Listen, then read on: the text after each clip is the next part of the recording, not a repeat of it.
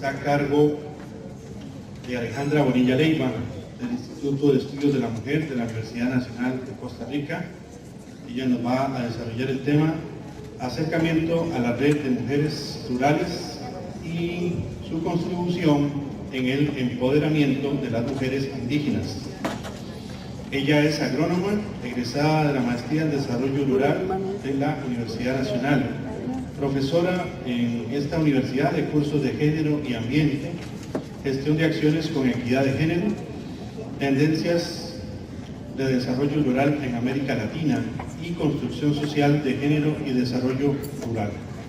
En los últimos 10 años ha trabajado como coordinadora de proyectos de acción social interuniversitaria, fortalecimiento de la organización de las mujeres del campo para la soberanía alimentaria en los cantones Siquirres, Buenos Aires, Osa, del 2013 al 2014, y mujeres del campo, tierra, derechos y expresión en los cantones de Los Chiles y Buenos Aires desde 2015 al 2016. Ha apoyado el proceso de organización de la Red de Mujeres Rurales de Costa Rica y ha realizado la realización de diversos foros con una amplia participación de mujeres indígenas. Entonces, recibimos a Alejandra. Por dicha que quienes me antecedieron en el uso de la palabra hoy me adelantaron muchas cosas. Le decía a doña Ana María que se ha referido a Rousseau y a Engels, y eso nos permite también adelantar en parte del planteamiento que voy a hacer y por supuesto también mucho del marco que ha referido Laura. Yo me voy a referir, voy a tratar de, por un lado, de ubicar desde dónde estoy hablando, algunos conceptos que voy a saltar muy rápidamente de este marco epistemológico en el que me voy a referir. Después voy a pasar a hacer una breve descripción de características de la población a la que me voy a referir, que son mujeres indígenas y campesinas, para después llegar a comprender y ubicar el quehacer de la Red de Mujeres Rurales, que es una organización de mujeres del campo en Costa Rica. Posteriormente voy a referirme también con algunos textos de palabras de ellas sobre el posicionamiento de la red y algunas conclusiones de ese aporte de la red, de esa contribución al empoderamiento de las mujeres indígenas. Algunos de los elementos que voy a utilizar en este marco provienen, además de Engels, me voy a referir a una, digamos, reconstrucción del concepto de desarrollo y de lo que estamos viviendo, y ahí estoy retomando a Hurtado, a Rodinas, a De Souza, y en feminismo, a partir del análisis que se hace del espacio y de las mujeres del campo, retomo a Urrutia de Argentina, a Biaggi, a Giarrata también, pero también a las ya legendarias hindúes que han referido el análisis sobre la relación de las mujeres y la tierra, a Vina Adaugal y por supuesto a Vandana Shiva, que me sirven de marco, y más recientemente a Margarita Millán, que ha hecho un análisis bastante profundo sobre las mujeres indígenas zapatistas, y hay algunos elementos que también nos han servido de marco teórico en esta concepción de qué es lo que hacen y cómo lo ven. Y por supuesto a la Red de Mujeres Rurales y a las mujeres que nos han enseñado muchísimo, muchísimo en este andar. A partir desde donde, bueno, la Red de Mujeres Rurales y mucho de lo que hemos venido aportando, facilitando, es a ese ejercicio del derecho a participar en defensa de sus intereses. ¿Cuáles intereses? Todos. En defensa de sus derechos, todos, porque todos son conculcados. que van desde la posesión de la tierra, las semillas, el agua y también su cuerpo y sus derechos. En este espacio, en este revitalizar, las mujeres han venido retomando, revitalizando esta organización, y el ejercicio de sus derechos se fortalece dentro del proceso también organizativo. Por eso yo creo que es muy importante ubicar este marco así de amplio, y yo pues he planteado esto como un acercamiento a esta organización desde la academia, pues sí, desde un marco teórico, pero que también me ha llevado a aterrizar, digámoslo así, muy concretamente sobre el quehacer. En esa perspectiva, desde la academia lo hago, pero también aprendiendo y desaprendiendo. En la presentación, pues sí, de manera formal, yo soy agrónoma y tuve que desaprender muchísimo a lo largo de la vida, porque ya he tenido tiempo para desaprender.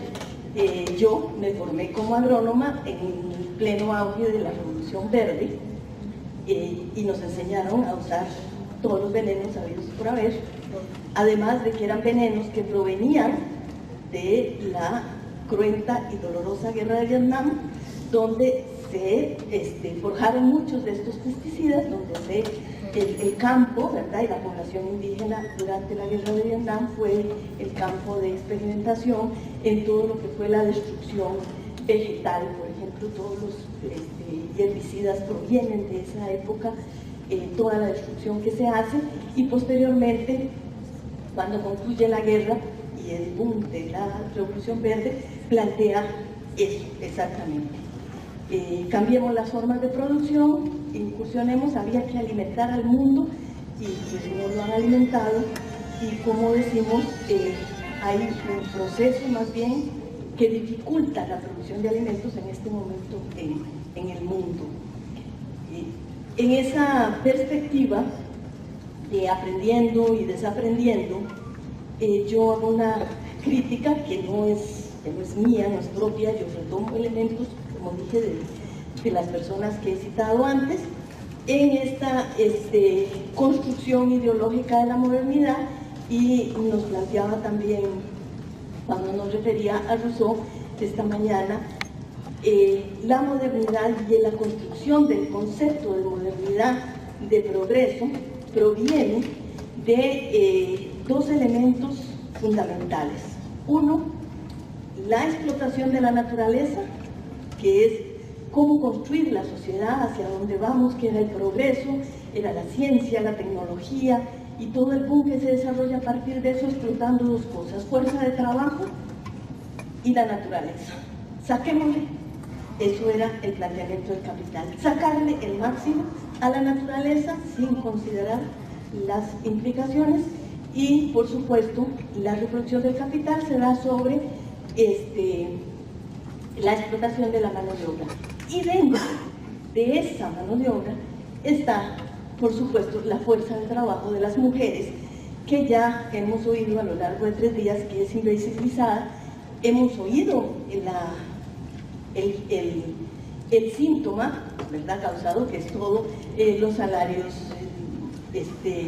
no considerados, el no conocimiento, el no reconocimiento de todo el aporte, de toda la contribución y de todo el trabajo, como decimos, todas las comidas elaboradas, todas las ropas lavadas,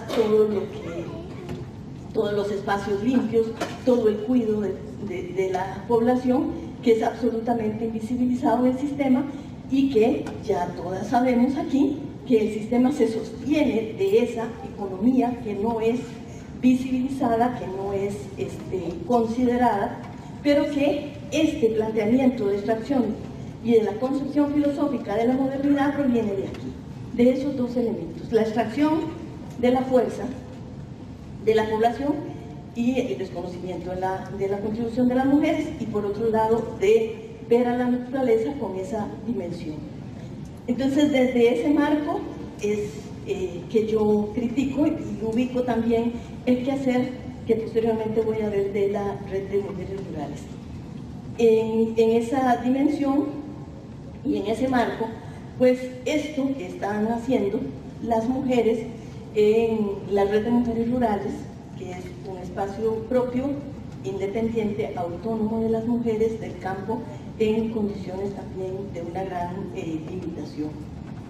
En ese sentido, es así, y en ese espacio, lástima que aquí el foco está fatal, pero es así, en el campo, en los patios, debajo de los árboles, en la mayoría de los casos donde las mujeres se encuentran y trabajan como espacio organizativo que vincula elementos de la cotidianidad con los elementos que podríamos llamar de la crítica más teórica, que es el avanzar en el reconocimiento, por ejemplo, de sus derechos.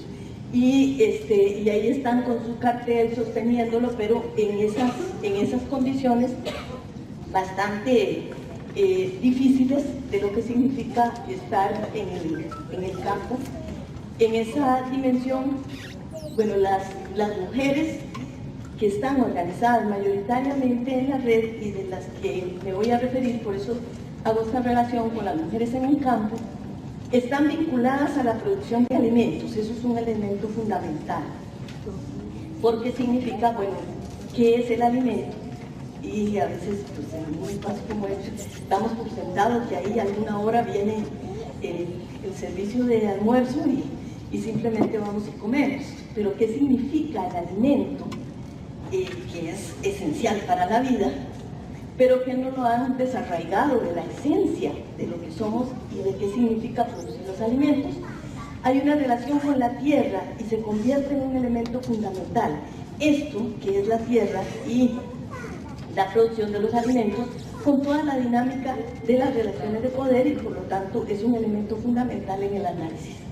Y desde ahí, desde esa posición, las mujeres luchan y se perciben como mujeres indígenas y campesinas, a veces más o a veces menos en términos de esta conciencia. Pero esta relación que estamos estableciendo que tiene que ver con estos elementos fundamentales. Por otro lado, para referirnos a estas mujeres indígenas y campesinas que están organizadas en la red, lo hacemos desde este elemento que por dicha también Gaby Arguedas lo mencionó ayer, la interseccionalidad de su condición de mujeres, y aquí hemos venido hablando 3 días de la condición de las mujeres y de la exclusión de las mujeres, pero bueno, ahora ya lo hemos empezado a cruzar con la exclusión por etnia. Vivimos en un país muy racista, de una tremenda exclusión que es solapada, que cualquiera dice que no, ¿verdad? Que en Costa Rica no hay racismo, igual que en el resto de la región. Y las compañeras, por ejemplo, refieren, y Laura ahora también lo ha referido en el análisis que han hecho las compañeras en el otro proyecto. Yo participo también en un proyecto con ARE, interuniversitario, y las compañeras, por ejemplo, en el área de Buenos Aires, ellas refieren que entran a un establecimiento comercial y no las atienden.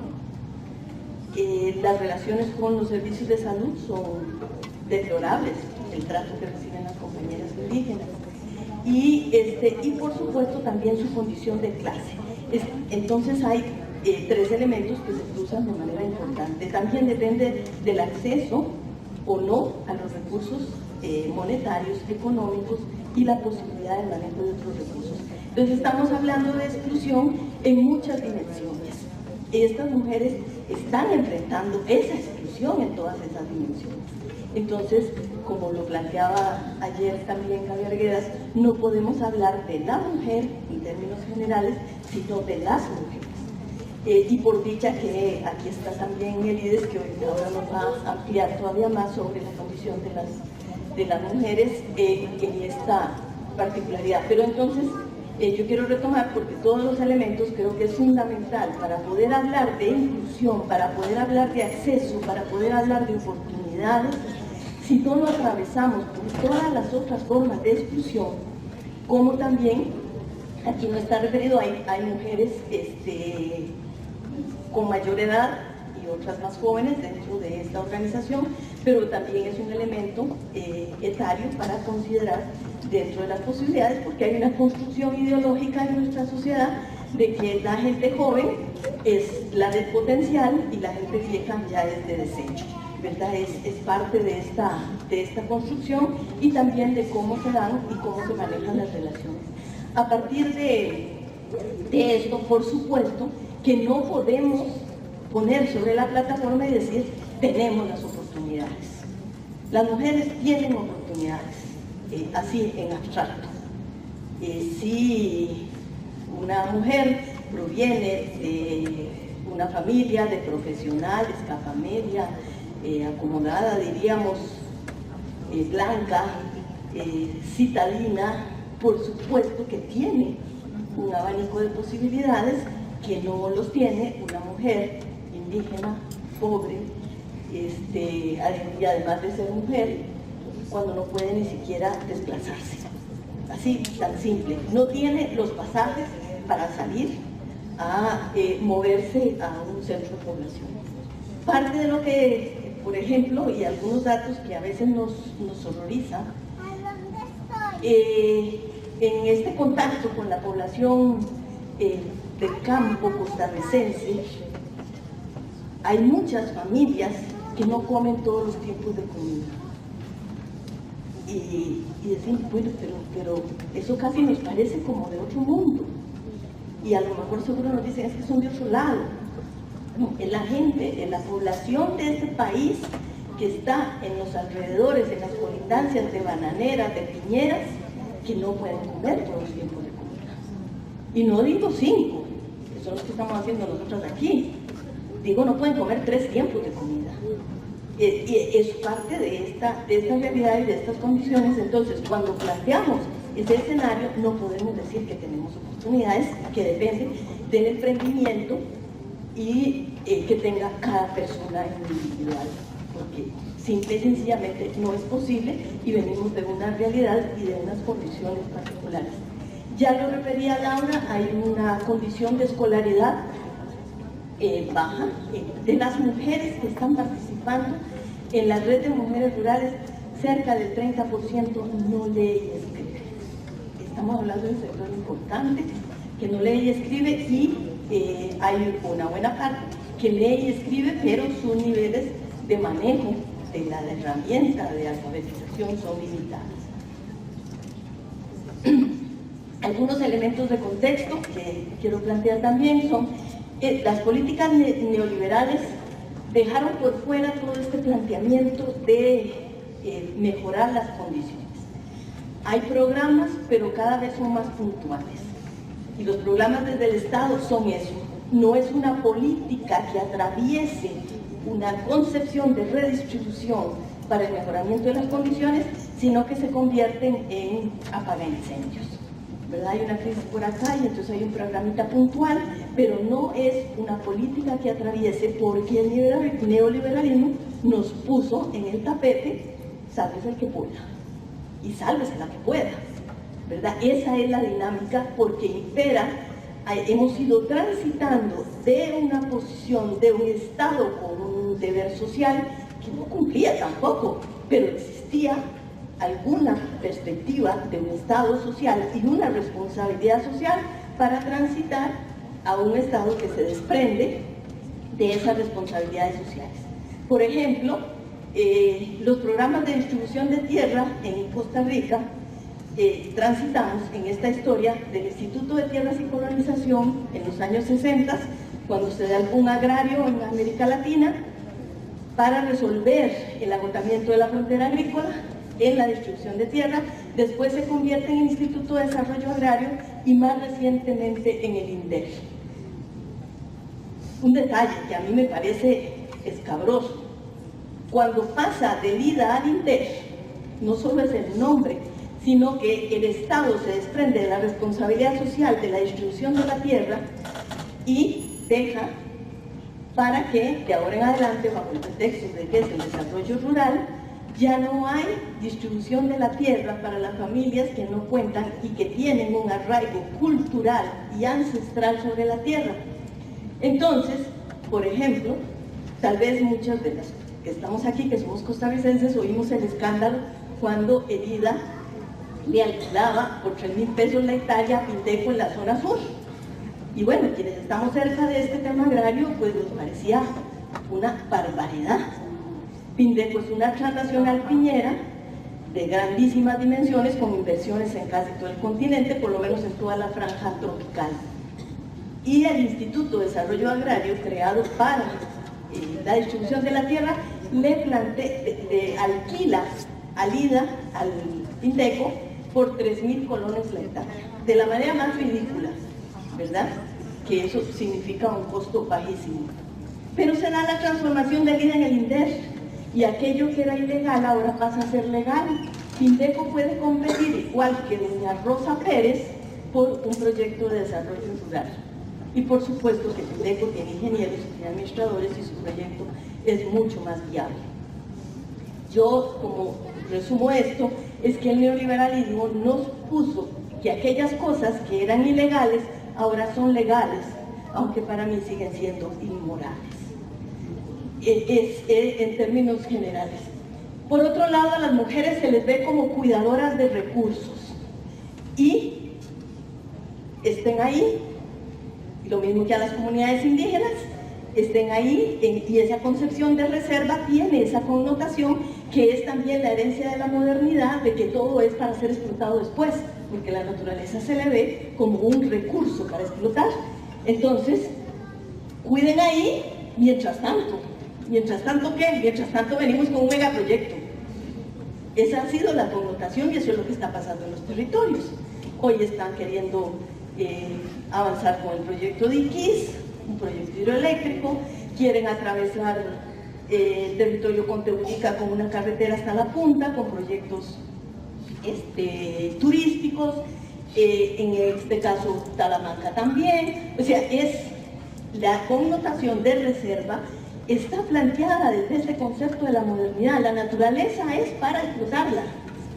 Y por eso las reservas indígenas son reservémoslo mientras tanto. Es como cuando las que todavía hacemos actividades, vamos al supermercado y compramos 2 kilos de carne y guardo y uso uno y reservo el otro para después.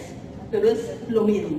Es la concepción de la sociedad, después se va a comer aquellos recursos que están en la naturaleza y que la población indígena los ha tenido, porque no ha sido una connotación de protección de esos recursos en términos de lo que se está dando.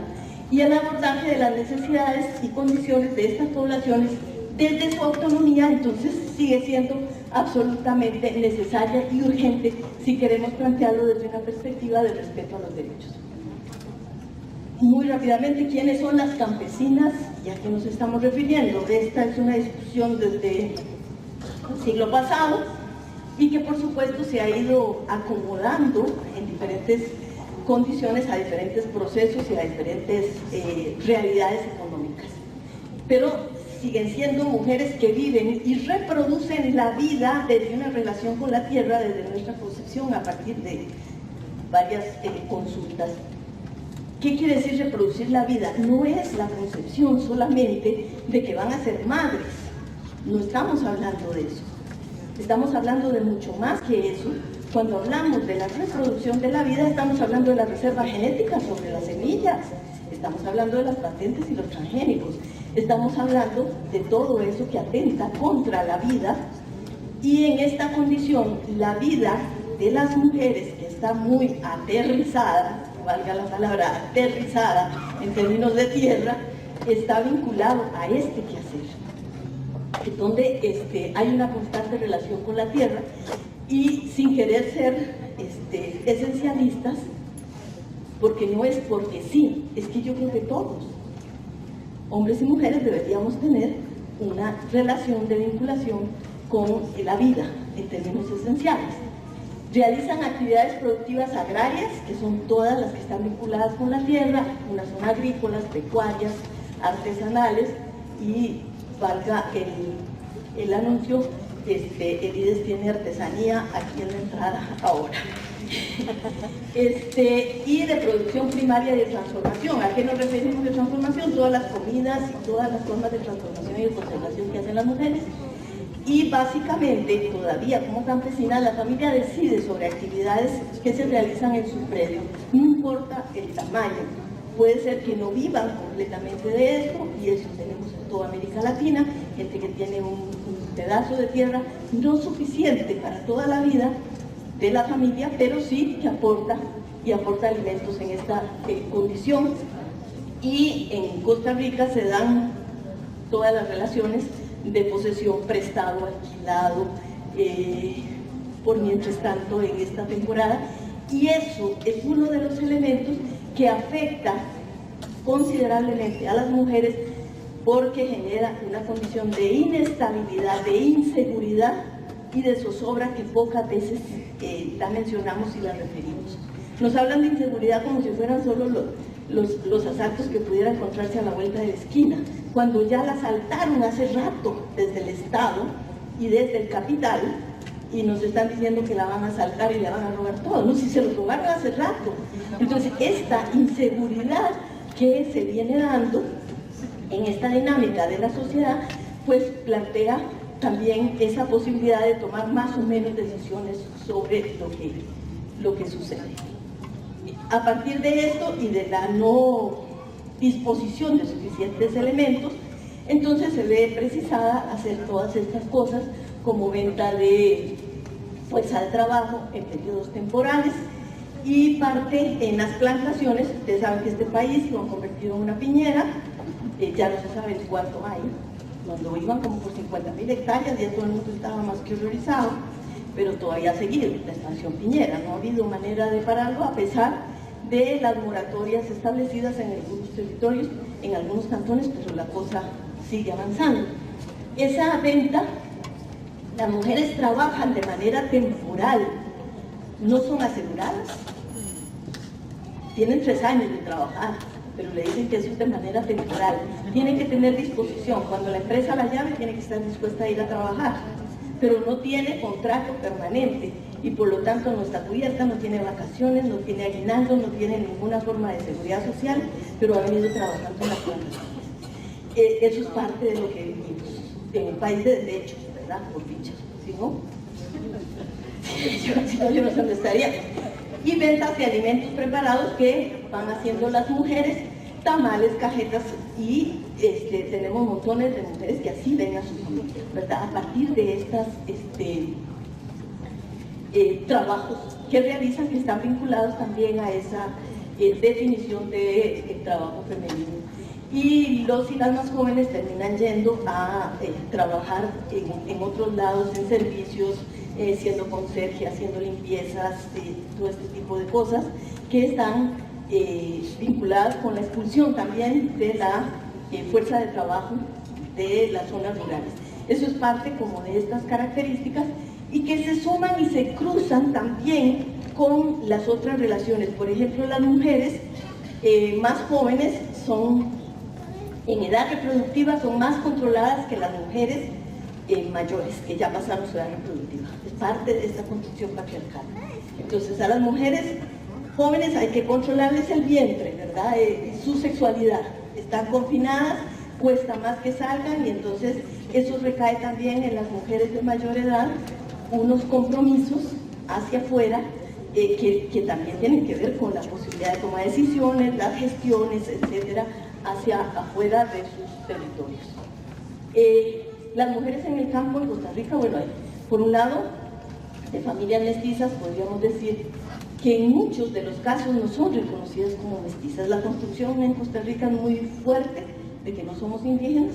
Hay muchísima gente que cuando hablamos de población indígena dicen, ¿cómo en Costa Rica hay indígenas?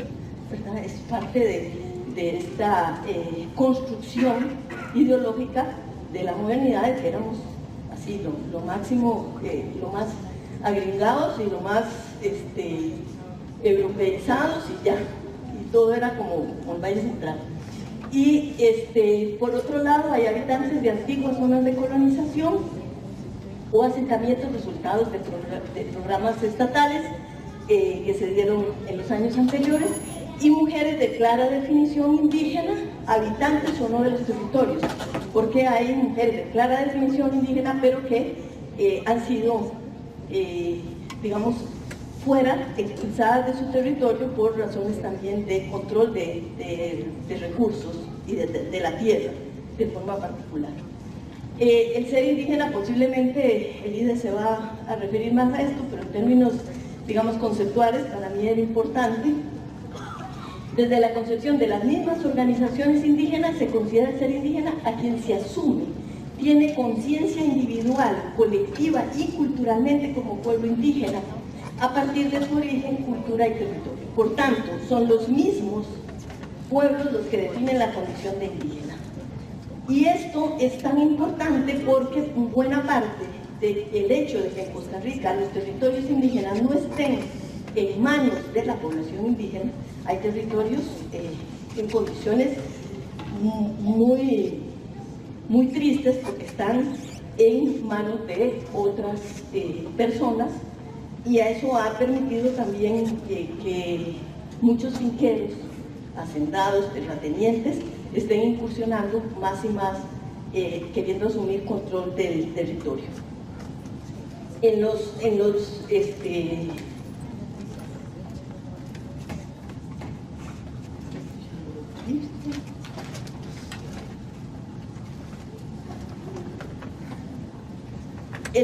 Y entonces este elemento que mencionábamos es importante y tiene una relación con este que yo le llamo quehacer agrario, que tiene que ver con la tierra, que es producción de alimentos, y buena parte de lo que están haciendo es esto que refería a la conservación de semillas, que a veces a la gente de aquí nos resulta, si no tenemos vinculación con este tema, pensar que guardar semillas se puede convertir en un acto de transgresión, tanto como pensamos que las mujeres tienen que transgredir cuando son sometidas, cuando son controladas, y hay que hacer la ruptura.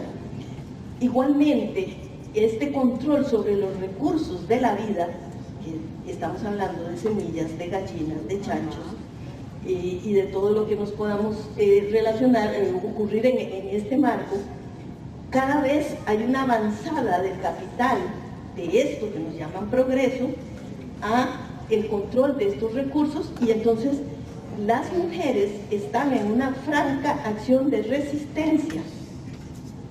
No sé si ustedes han tenido información sobre la ley SENASA. La ley SENASA establece el control sobre la producción agropecuaria. Y aquí, ahora que está la compañera Víquez, debe conocer del tema qué significa. Sí, podríamos decir que tiene una intencionalidad de salubridad, pero ¿qué significa en términos de ejecución en campo?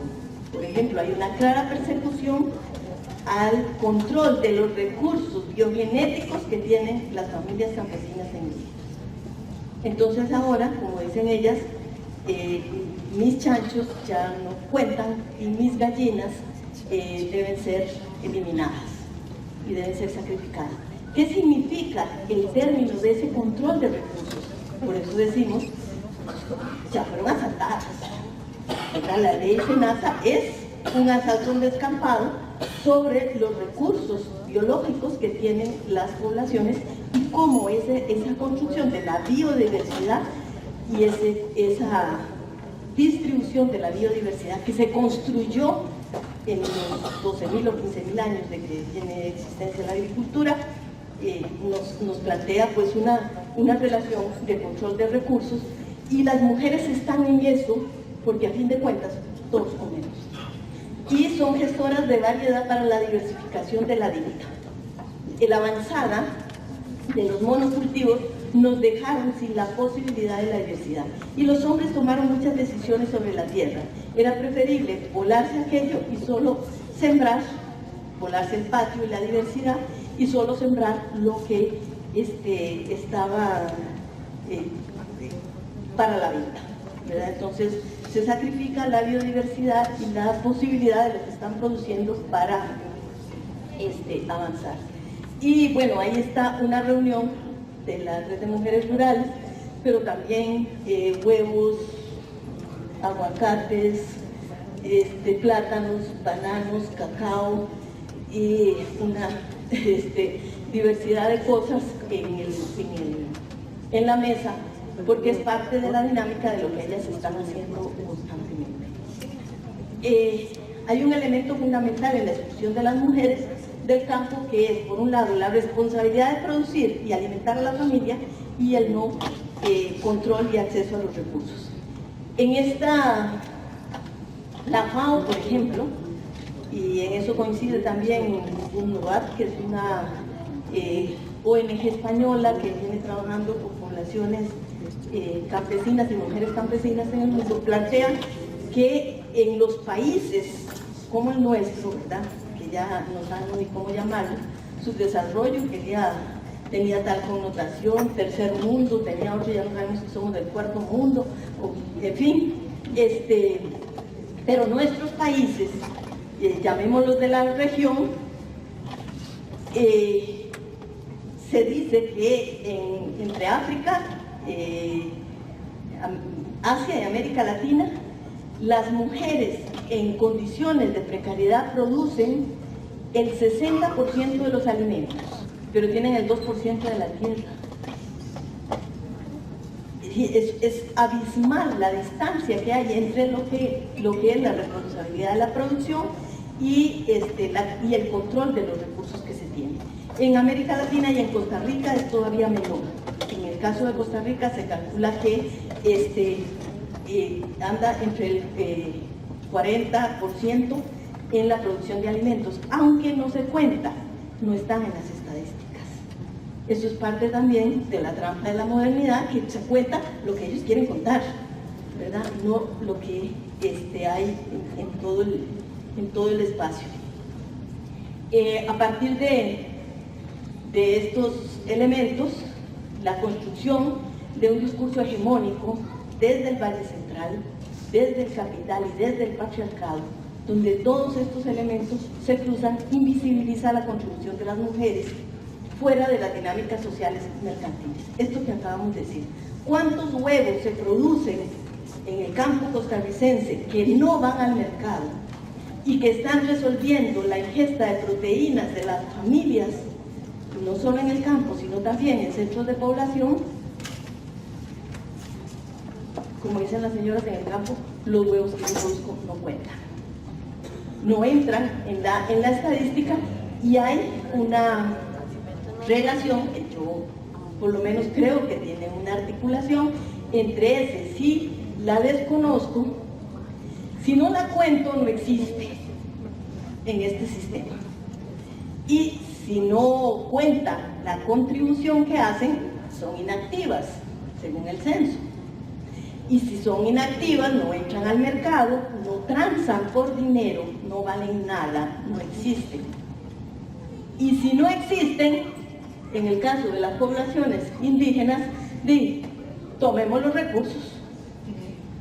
No existen. Tomemos los recursos donde están. Al fin de cuentas, los territorios ahora pueden servir para algo que sea progreso y desarrollo.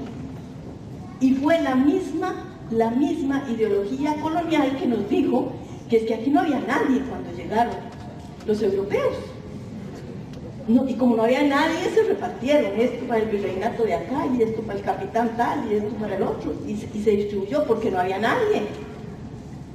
Es decir, esa lectura colonial la seguimos arrastrando, y lo refería también Laura ahora en términos de cómo se refiere desde el feminismo también una crítica a nuestra concepción desde el feminismo colonial, podríamos decir, ¿verdad? ¿Qué significa esta lectura de los recursos, de la participación y de lo que hacen las mujeres?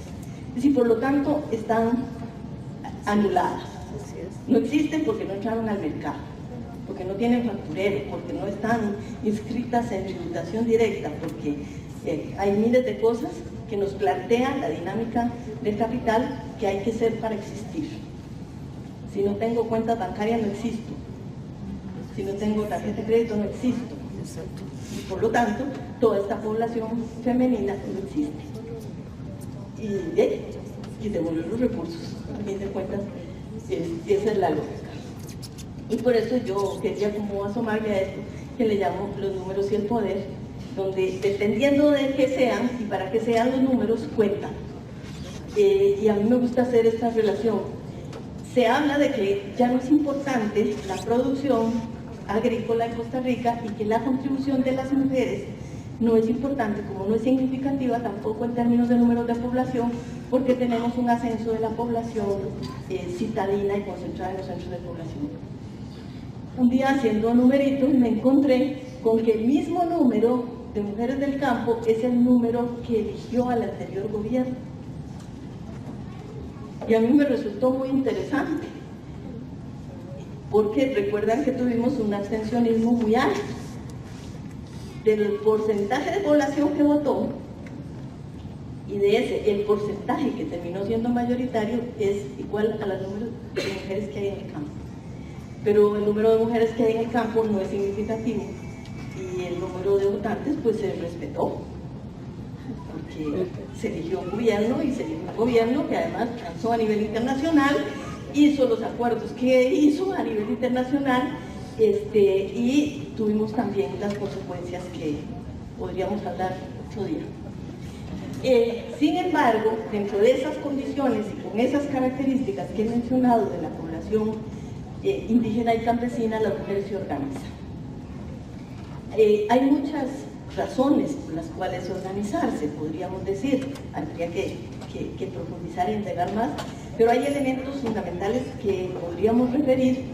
Por un lado, las condiciones de exclusión, pero siempre las tuvieron, de confinamiento, siempre las tuvieron, pero bueno, hay un avance, y se ha referido, en el reconocimiento de los derechos de las mujeres, y los hombres y las organizaciones, ante esta concentración de los recursos y de la tierra, también empiezan a generar procesos de organización, pero en esos espacios de organización de hombres, considerados mixtos, pero son unos mixtos muy desfavorables, son como 90-10, pero son consideradas organizaciones mixtas, y por otro lado, las mujeres no eran consideradas, y la condición marginal de esas mujeres en las organizaciones campesinas, que me parece que es un elemento muy importante, está vinculado a si tienen o no tienen parcela.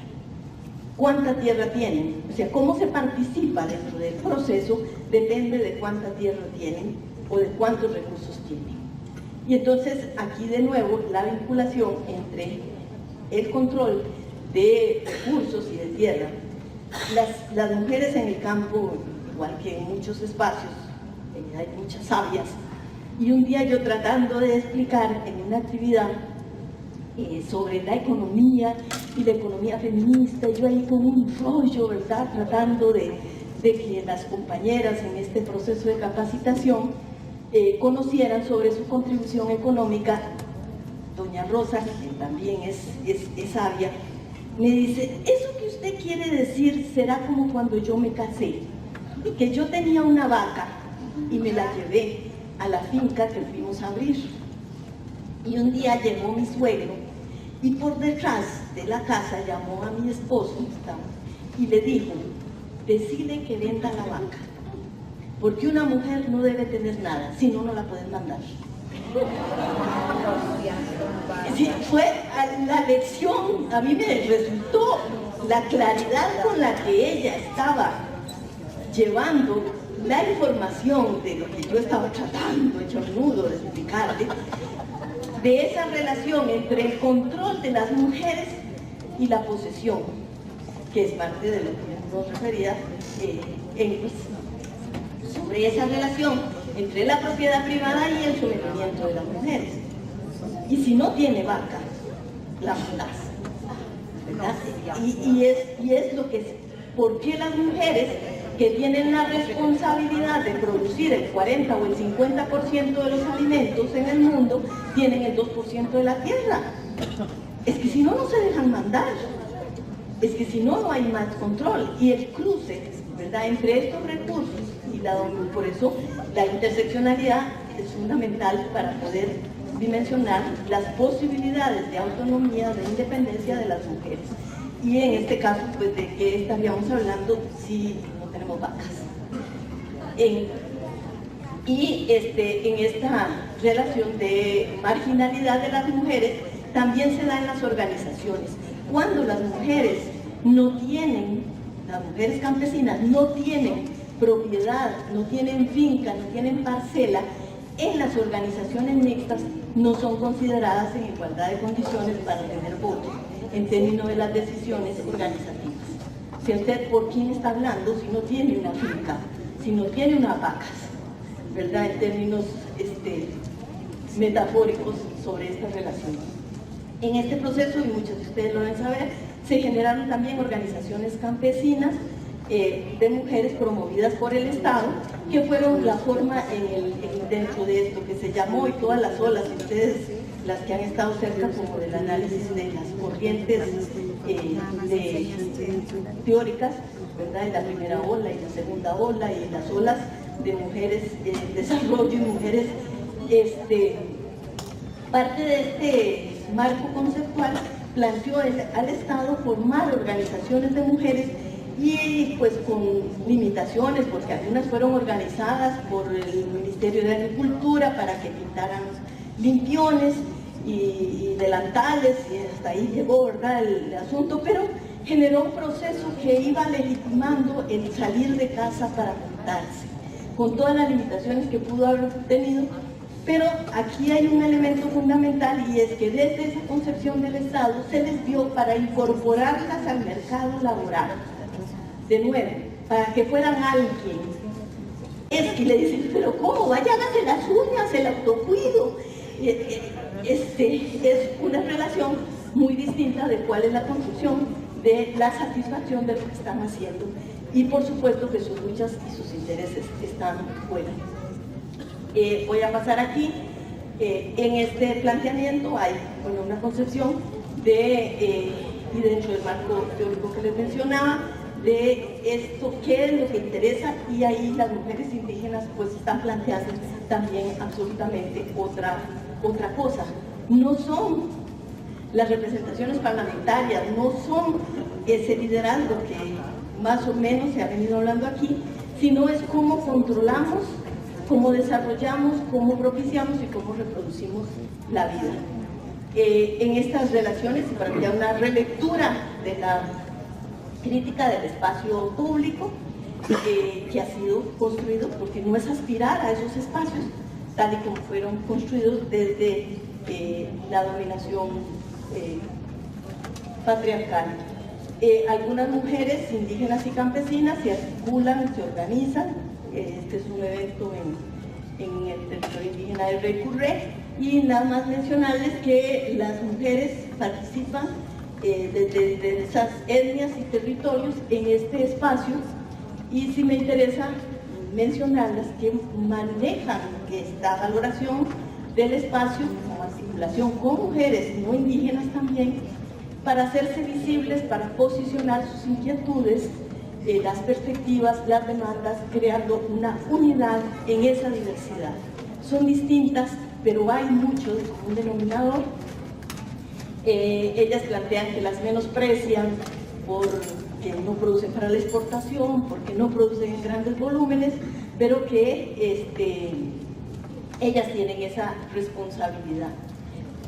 Valoran la información que han venido teniendo en el espacio Red de Mujeres Rurales, porque se conocen, analizan las causas de la discriminación, el racismo, la exclusión, la violación de los derechos indígenas, la discriminación de clase, ese concepto de reserva que ya veíamos, que se manifiesta en muchos aspectos de la colonización. Por ejemplo, las ADIs en los territorios indígenas son coloniales, es una estructura del Estado impuesta al interior del territorio, y no quiero irme sin por lo menos mencionar esta fotografía. Es en el territorio indígena de Salitre. Puede ser que haya mucha gente que conozca sobre esta situación, pero también creo que habrá mucha que no lo conozca.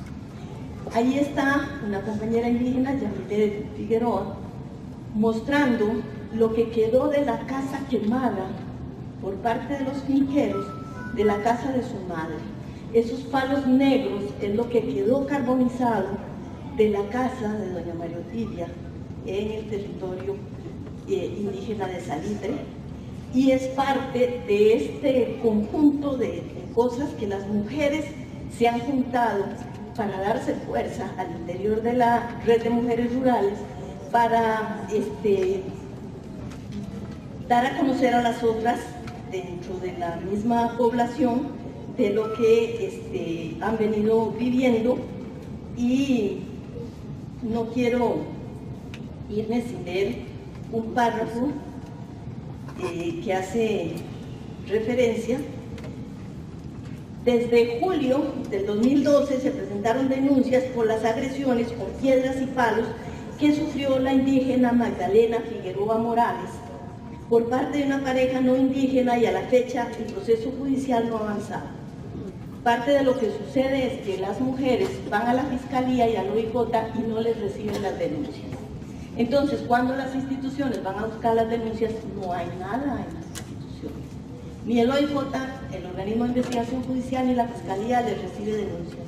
Entonces tienen absoluta indefensión. Por último, por eso decimos que hay absoluta impunidad de los agresores. Igual sucede con la demanda del indígena Maynor Ortiz Delgado, que fue herido con arma de fuego, con arma blanca, agredido brutalmente con piedras y palos y marcado con un hierro candente como si fuera ganado. Y Marcos Obando Delgado, que fue cortado en su mano dejándolo semiamputado. Y en ninguno de los casos las agresiones todavía han sido castigadas y los autores siguen libres. Esto es de un documento de la Red de Mujeres Rurales que precisamente es esta defensa, esta incursión en el respeto a los derechos, que pues tiene muchísimas aristas, y que ahí es cuando decimos no podemos hablar de igualdad de oportunidades cuando les quemada su casa, cuando es lo que están viviendo. Esta fotografía son ellas, algunas dando declaraciones a un programa de radio que les permite desde la red poder avanzar en defensa de su territorio, y las mujeres son las que más han avanzado en la recuperación del territorio y la defensa de los derechos de los pueblos indígenas, y tan es así que quien está aquí es el IDES. En este proceso, las mujeres indígenas organizadas en la red, en la defensa de los derechos de los pueblos indígenas, y por otro lado, que no les niega ver la violencia de género que viven, y que, por dicha, Laura ya avanzó en este tema. En este proceso se apropian de esa articulación, que es lo que podríamos llamar desde la academia la interseccionalidad, pero ellas lo viven esas exclusiones por los diferentes temas, y la violencia patriarcal vinculada con el irrespeto a los derechos como pueblos indígenas. Y han hecho comunicados a diferentes instancias. Esto es parte de un comunicado a la Comisión Interamericana de Derechos Humanos en Washington en noviembre del año pasado, y ella se articula desde una concepción de liderazgo que no es la representación, sino la participación, tomando la palabra, expresando y defendiendo sus derechos, y sobre todo porque han encontrado las mujeres campesinas también interlocutoras desde la horizontalidad. Han encontrado que pueden expresarse como mujeres indígenas en sus diversidades y que sus luchas están validadas. Y han encontrado a otras haciendo lo mismo, con las mismas preocupaciones por la tierra, el agua, las semillas, lo que valida lo que están haciendo, y un espacio de formación, así como un espacio de resonancia para tener la oportunidad de hacer escuchar sus voces en defensa de sus intereses. Lástima que la fotografía no se ve. Quien está dirigiendo la palabra es la indígena Esperanza Jurado, de la Red de Mujeres Rurales, que murió en octubre de 2013, y las invito a buscar un video realizado por Palabra de Mujer que se llama Salida a Volar, donde ella habla de su historia y la discriminación vivida en los servicios de salud como mujer pobre, y también la exclusión desde la tierra. Muchas gracias.